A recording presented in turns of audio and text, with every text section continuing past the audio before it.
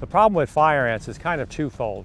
One thing, it does make your lawn look kind of ugly, but that's really minor compared to the public health issue.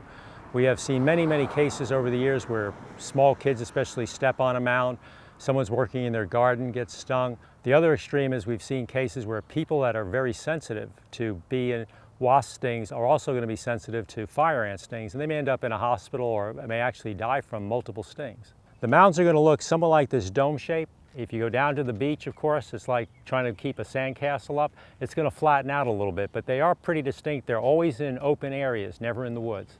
Fire ants are really architects in some way. They build that mound so it absorbs solar radiation. You know, ants can't regulate their body temperature other than being where there's more sunlight or anything like that. So what the fire ants will do in this case, on colder days, they'll be up closer to the surface to absorb some of that solar radiation. It speeds up the development of their brood. When it gets very hot, they move down into the soil where it's cooler. My favorite treatment for fire ants is really using the baits because they often have the least toxicity and least effect on things other than fire ants, except for maybe some other ant species. The baits that we use for fire ants come in a granular form, so you have to take a measuring teaspoon or something of that sort, sprinkle it around the mound. You don't put it on top of the mound. That's probably an important thing for people to understand.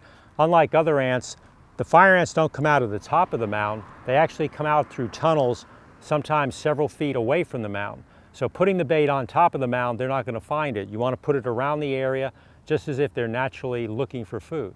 If there's a downside to using the bait is that it often takes several weeks to be effective because the ant carries the bait back to the nest and it shares it with everyone else. So if you're looking to control the ants immediately because it's in a high-risk area like at a school or a child care center, then your better option may actually be a mound drench. In that case, you take a concentrated material that you can buy at a hardware store or any of those lawn and garden centers. You mix it according to the label in a bucket, and then what you do is you pour it around the surface and on top, and then take a stick or something, break open the mound, and then pour the rest in there. What you have to realize is that mound isn't at just the surface. Think of an iceberg. You're seeing the tip of it. Most of it is below ground, and so if you only drench the surface, you're not going to get rid of the ants. Now, a third option is to actually use a dry material. Many of those are dusts, some of them are granules. This is not a granular bait. So the difference in those cases, when you read the label, it tells you to put the material directly on top of the mound and maybe put some of it around there. What you have to do is read the labels carefully. The dry powder like we're using here is designed so that you don't wet it. You just put it on the top, you don't disturb the mound. Very often people think a label is kind of like, you know, your grandmother's favorite recipe that you can tweak.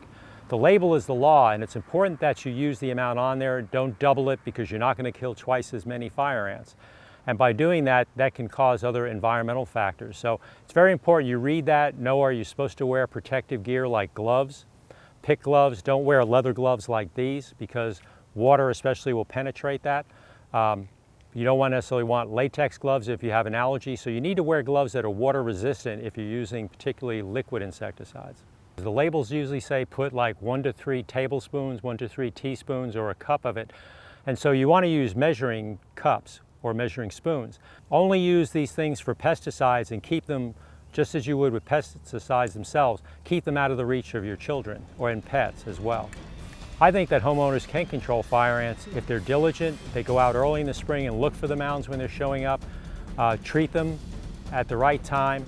The sooner you jump on top of dealing with a mound, the better you're going to get control. You may not get rid of them, but you can keep them from causing harm to your family, your neighbors, your pets.